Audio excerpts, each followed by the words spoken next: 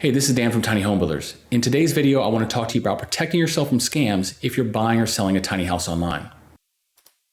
The most common type of scam that we see when it comes to sellers trying to scam buyers is when a seller is trying to sell a house that simply doesn't exist, or at least they don't own it, and they probably never owned it. So in this case, what you've got is you've got someone that goes out there and they find images of a house that they think is nice looking or whatever their criteria is, and then they either find a description of that house or they make up their own description and then they post it out for sale. And what they're trying to do is they're trying to get a deposit. Perhaps when you contact them, they might give you this false sense of urgency, like I've got someone else that's on the hook, but you can secure it with the deposit. So they're trying to get some money out of you. They know they're not going to be able to sell the house because more than likely you're going to want to see the house as a buyer. You're going to want to see the house before you buy it. And so they're just trying to get some kind of a deposit out of you. So one of the big red flags to this scam is a price that's too good to be true. The seller, the scammer, is trying to elicit as much interest as possible. And how else to do that than to put a really low selling price, right? People, if they think they're going to get a really good deal, you get a lot more interest in that. And you can get people to perhaps put in, invest a little bit more money because they think they're going to get such a good deal. They'll take on a little bit more risk because, hey, I'm not going to get this, I'm never going to see this deal again. One of the biggest ways to catch the scam is to see if the scammer or the seller is reusing images, because anybody can write a description, right? So it's very easy to create original content when it comes to writing a description of a house. And that's not to say that someone's not going to steal a description from someplace else, but for the most part, that's something that you can't rely on. But pictures, on the other hand, are pretty unique to a house. If you're selling a house that you don't own, you can make up a description, but you can't make up pictures unless you're taking them from somebody else. And so the best way that we have to see if a picture is being reused is a technique called reverse image lookup. That is a little bit of an advanced technique. I'm going to show you that at the very end, a way for you to use Google to see if an image is being used someplace else or if it's been stolen from somebody.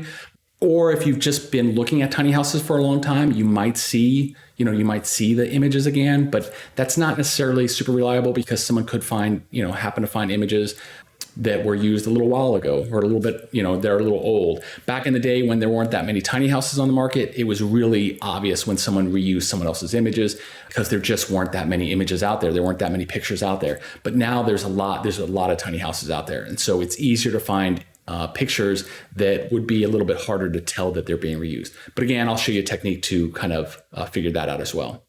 And then another thing that we see in this scam, a lot of times when we're filtering through listings on the tiny house marketplace and trying to identify scams, is what we find is that scammers are usually pretty lazy. If you see a listing where someone has not put, a listing on Craigslist or Tiny House Marketplace or wherever, and someone has not put a lot of effort into it, that to me is a really big red flag. So if I'm personally trying to sell a $50,000 or $60,000 house or even a $20,000 house, I'm gonna put in an effort to write a really good description. But if I'm a scammer and I'm afraid that my listing is going to be caught and taken down pretty quickly, then I don't want to waste my time putting in that effort. So if you see a listing out there that has just a few sentences or, maybe some of the writing doesn't quite match the house, that is a really red flag that, there's a mismatch there, that maybe that house doesn't belong to that person. So the next scam that we see is when someone's selling a house that does exist, they do own it, but then what they're doing is they're trying to hide some problems with it. So let's say you have a water leak, and this is prevalent with the RV industry as well. You own a tiny house or an RV, it has some kind of a problem with it. You want to sell it because you know that it's got this problem, but you don't want to necessarily disclose that. And so, this is definitely requires an inspection. You want to, never ever buy a house without seeing it firsthand. That's that kind of goes without saying. See it, feel it, smell it. A lot of the times the problems that you see with tiny houses when people are trying to offload them are water related. So, if you don't feel confident in your own abilities to be able to identify issues, by all means, hire somebody. You want to go in, you want to be in the house and smell, see if you smell any mustiness. That's a real bad sign. That can be covered up in the short term. So you can't necessarily always just trust your nose. There are moisture sensors out there that you can use to check, to make sure that there's no moisture in the walls. I would go around and feel all of the wood to make sure that none of it feels spongy. A lot of times when wood starts to get wet, especially over a long time, it'll start to get a little spongy feeling. So that's the big thing when it comes to water. You also want to check the electrical and plumbing, make sure they all work. If someone has a house that's in storage, they may say, I can't hook it up to electrical and plumbing because I don't have access to those. That would be a red flag to me. I would definitely want to make sure that, I can test all the electrical, make sure all the lights work, make sure all the outlets work. There's a little couple dollar outlet tester that you can go around and plug into all the outlets and make sure that they all have the ground, they're all wired up correctly. Do that minimum amount. Open up the breaker box. It's just a couple screws that have a cover on the breaker box, and you can see how organized the electrician was, making sure that everything kind of looks a little clean. Even if you don't know anything about electrical, you could probably identify that something, if it looks really sloppy, that would just be a little bit of a red flag. So just make sure that you're checking electrical and plumbing. Those are the biggest issues besides water that you would have a problem with and that are also extremely expensive to fix. The other thing you're going to want to do when you're looking at a tiny house for sale that you're actually physically at is check the trailer. One problem that may not be obvious until you've had the house for a little while is if the house is built on a trailer that has problems. So what can happen primarily is that if someone buys an underrated trailer, or if they built the tiny house on a trailer that was originally an RV trailer, an RV trailer is just not designed to handle the weight of a tiny house. So on the passenger side of the tongue of the trailer, there will be a VIN plate, which will tell you the VIN of the trailer. And it will also tell you the capacity of the axles. Now this can be faked. So you want to, kind of do an extra check that I'll talk about in a second, but you want to make sure that the VIN plate of that and the axle ratings of the trailer are appropriate for the house. And what I would do if you don't know what appropriate is, because that's like, okay, well, what's the right size, is I would look at what a new tiny house trailer, the length of the house that you're looking for. So let's say you're looking at a 20-foot tiny house. You would go on to perhaps our website, tinyhomebuilders.com. You would look to see how much if you go into our wizard and say you want to look at a 20-foot tiny house trailer, it will tell you the axle size, the axle ratings. So then you would go ahead and look at the axle ratings of the house you're looking at and make sure that the axle ratings of the house that you're looking at buying are at a minimum what a new tiny house trailer goes by, okay? Or is rated at. So you're just trying to make sure that it's not underrated. That plate, as I said, can be faked. So another way that you want to just double check is count the number of lugs on the wheels. So when you look at the wheels, you'll see you've got the tire, you've got the rim, and then you've got the individual lugs, which are like the nuts that hold the wheel onto the axle. Well, the number of lugs that are on that axle correlate with the size of the axle, okay, the capacity of the axle. So if the plate says that it has an 8,000 pound capacity axle, and then you go over and you look at the axle and you see that there are 5 lugs, and you Google real quick weight capacity of a 5 lug axle, and it says that it's 3,500 pounds, that's a red flag. There's a difference there. An 8,000 pound capacity axle or 7,000 pound capacity axle is going to have more lugs than that. So that's just a relatively easy way that requires a little bit of Googling, easy way to make sure that your trailer is rated for what they say it is. All right, and then the last way that we see that sellers are scamming buyers is there are just some dishonest builders out there, okay? These are harder to track because what you have builders out there that are actually building houses that do have some satisfied customers, but then also might scam over every other customer, every few customers, or some have a really bad experience. And so when you research those customers or research those builders, you see that they're building houses. That's a really good indicator that someone's doing something successful. They're building houses and they're selling them. That's a good sign, right? But there may be a lot of dissatisfied customers out there there could be 3 or 4 dissatisfied customers. There's been in the headlines recently of a builder that's building a lot of houses. He's building houses that are, when I look at the prices, I'm saying to myself, man, that seems awfully cheap. And then in the headlines recently, they've been caught selling houses that they can't actually build. They're not going to be able to fulfill those houses. So they are building houses. They have built a lot of houses. So you go to their website, it looks like, they're doing their job. And so by all indications, that's someone that you can trust. But then when you start to do a little bit more research, you find that maybe they aren't trustworthy. Okay. There's a builder that was buying trailers from us and they just decided to stop paying, didn't pay for anything.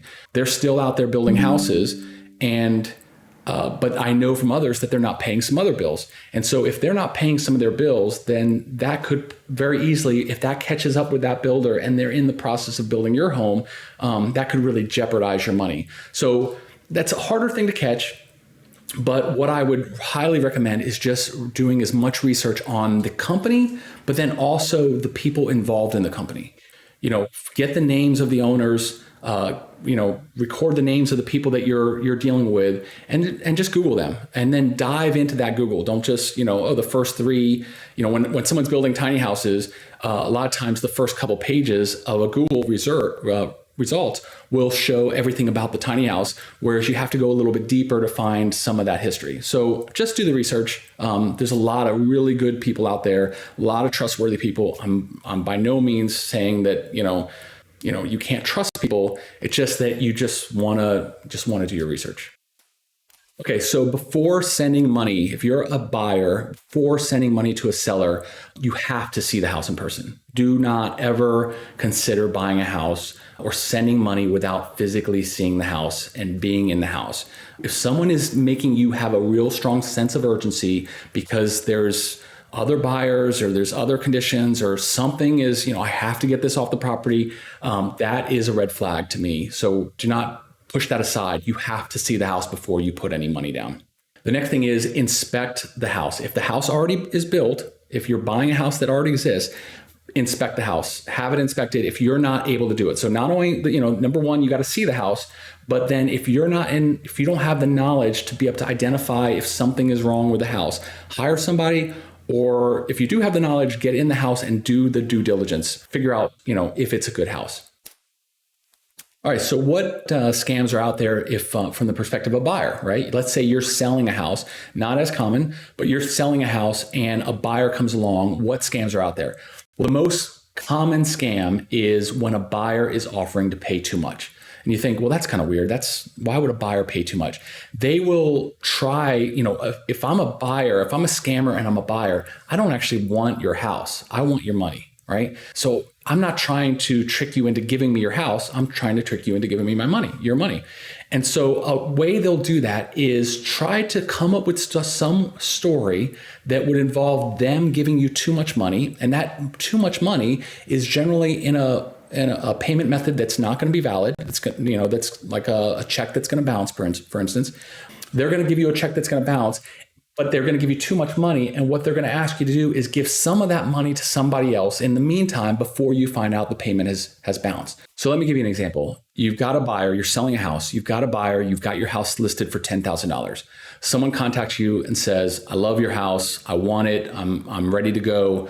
They go down the process with you a little bit, and then suddenly they say, hey, I don't have a tow vehicle to pick the vehicle up. So instead of giving you $10,000, I'm going to send you a check for $11,000. And can you give $1,000 to the driver when he shows up? And that way I only have to make one transaction. You're going to be there. You can just pay the driver directly. I don't want to pay the driver in advance and have them walk away from me. So, that seems all plausible, right? That makes sense. And so what ends up happening is you get the $11,000, you go and deposit it, even if it's a certified check, you go and deposit it, everything, the money shows up in your bank. Hey, you've waited the 7 days or whatever you think they have to wait. The money shows up, it clears, so the money's yours, right? The guy shows up, he sends somebody, perhaps it's the original person that contacted you, they show up or they hire someone to show up, you give them the $1,000, and then for some reason they can't take the house. There's something wrong, and then they leave. They'll be right back. But you're thinking to yourself, well, I still got the $10,000 and I got the house. Well, that person is gone with your $1,000. And then sure enough, a few days later, the bank contacts you and says, hey, I know we told you that it cleared. We thought it cleared. But now that we've done some more work, more investigation, and it turned out that that was not a good check. And so we're actually going to take the $11,000 back out of your account, and now you're short your $1,000. So if anybody ever suggests paying you over, that is a deal stopper. There is no way. So that is the biggest red flag for sure. If they're having someone else pick it up, when I say that, having someone else pick it up, meaning they're not going to see the house. So someone says, I see the pictures, I'm desperate for a house, I need a house, I trust you, you're trustworthy, so I don't need to see the house. Would you buy a house without seeing it first? I don't think so. I know I wouldn't buy a house without seeing it first. And so if someone tells me that they're willing to give me $50,000 or $60,000 or $40,000, whatever I'm selling my house for, and not see it, that is definitely by far a big red flag. So if someone's proposing that, I would be walking away from that deal. And then again, if anybody asks you to give someone else money, that's the scam. That's the scam right there. They're getting you to get rid of your money, thinking that you're covered, and in reality, you're not. The next one is related. It's a bad payment. So this is someone who actually does want the house, and they might be writing a payment that they just know is bad. The misconception that I see with a lot of people is they think that money orders are safe or certified checks are safe. There is essentially no payment method out there that is 100% safe. Anything can be forged. The only way that you can really protect yourself that I know of from a bad payment is get a certified check, which again can be forged, but call the bank where the certified check was issued from, and you can give them the information on the check and they will verify that the check is valid. So a certified check, for anybody that doesn't know, a personal check, I write a personal check and I give it to somebody. Well, that personal check is tied to my bank account. And if my bank doesn't have my personal bank account doesn't have enough funds, then the check will bounce. Well, with a certified check, you're giving the money to the bank, and then the bank is writing the check. And so the bank has your funds. So the possibility of the bank defaulting is a lot less than an individual defaulting. So that is a much more trustworthy payment method. But again, they can be faked. So if you get a certified check, you need to call and make sure that it is valid and that the amount is valid. It's really the only way to protect yourself from a bad payment. All right, so if you're a seller, before accepting any payments, what are we going to do? One, we're going to meet the buyer in person. If someone is not meeting you, if they're saying they're going to buy your house without meeting you first, without seeing the house, that's a game stopper for me, a showstopper for me. When you meet the person, if they're going to provide you some kind of payment, it's not unreasonable to get a picture of their photo ID. You can make sure that, of course, that can be faked as well, but that's not, if they're not expecting that, if they're thinking they're just going to write you a check, that may be all of a sudden a hole that they didn't anticipate. And if they're reluctant to show you their photo ID, that's, a big red flag. Take a picture of the vehicle. If they've rented the vehicle because they've flown in to get the money, that will be tied back to, a photo ID as well. So if something happens, you can show that to police and they can research that. Or if they're riding their own vehicle, that's a way to tie it back to the person. So what you're trying to do is you want to get as much information about the person as possible so that when they leave, and if something goes wrong, you can provide as much information to try to figure out who that person was, if they've provided you some kind of false identification. The next thing is trust your instincts. If you do not get a good feeling about somebody or some situation, trust that. And know that if you're selling a house, you're anxious to sell the house, you want to sell the house. And so a lot of times people will just kind of put these things aside. Like, I don't really feel good about that person, but man, they came with money and they wanted the house and I want to sell the house. So, I'm going to go ahead and just put that aside. And that almost never works out. Trust yourself, trust your instincts. And then lastly, only accept verified payment methods. Going back to the certified check that's been called in. That's the only method that you should be accepting. So lastly, as the saying goes, if it sounds too good to be true, it probably is. If you're selling a house and someone contacts you and says, hey, I want to pay you full price. I'm not even seeing it. I'm on vacation. I'm on a business trip. I'm going to have my assistant. And not only that, I got a driver and I'm going to pay you more. There's just, they're trying to, a scammer is going to try to get you in with the best story as possible.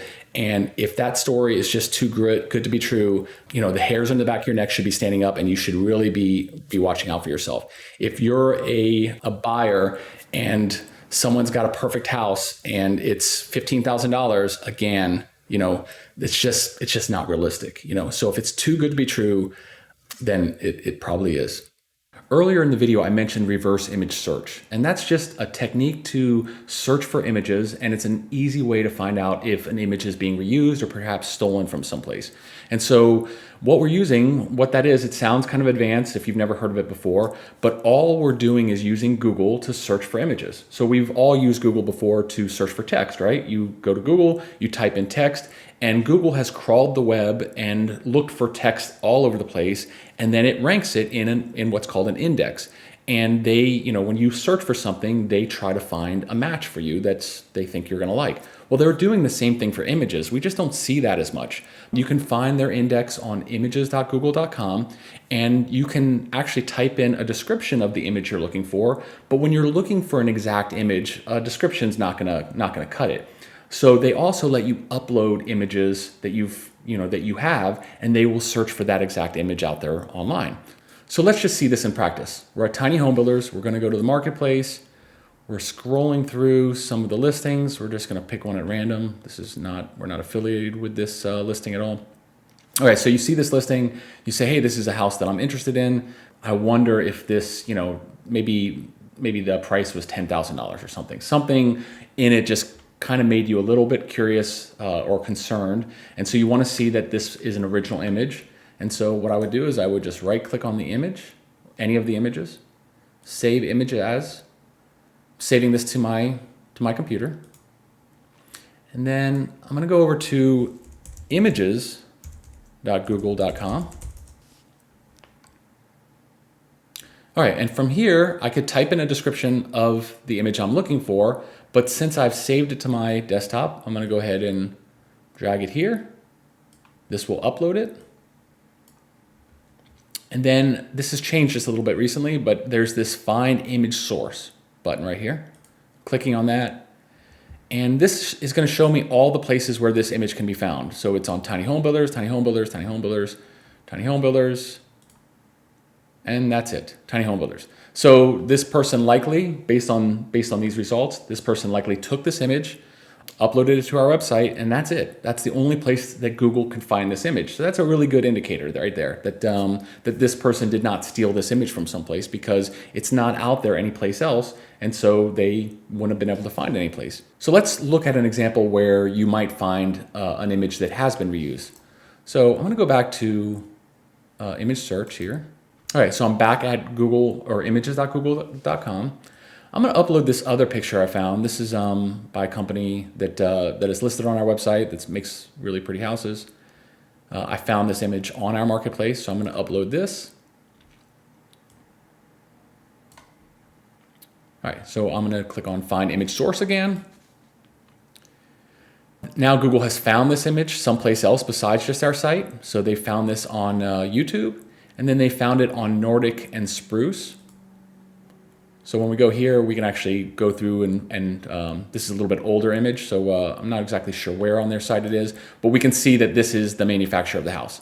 So that's not necessarily a warning at all. As long as the manufacturer is selling it, then it makes sense that they would put their images on our website. If it is not the manufacturer selling it, then there's a third party that's using someone else's images. And so you'd want to make sure that they are indeed the owner of it. They bought it from this company, Nordic and Spruce. But if it's the company, it makes complete sense that they would be using their own images, of course, that they would have on their website to also market it on other websites. And we can go through here and we can find that this house, because it's a more attractive house, it's been on Pinterest. There's a couple different places that you can find this image. So this technique is just an easy way to see that images are being reused. That's not necessarily automatically a negative, but it can start to help you piece together the puzzle if the owner of it is the original owner, and if they are indeed the owner of the house.